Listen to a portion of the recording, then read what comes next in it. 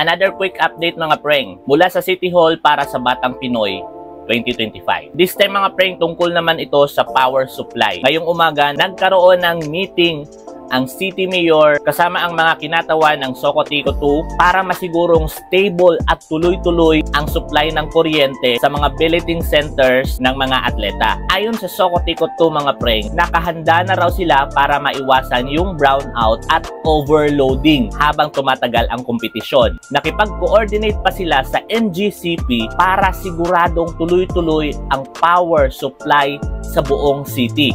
Wow! Kasama din dito yung mga ilang opisyal sa city at dito mo talaga makikita na lahat nagtutulungan para siguraduhin smooth at hassle-free ang event. Yan talaga yung pinaka-the best mga preng. Solid talaga na coordination para walang aberya, lalong-lalo na sa mga bisita nating atleta. Kaya magandang Jensen, let's power up! Follow for more!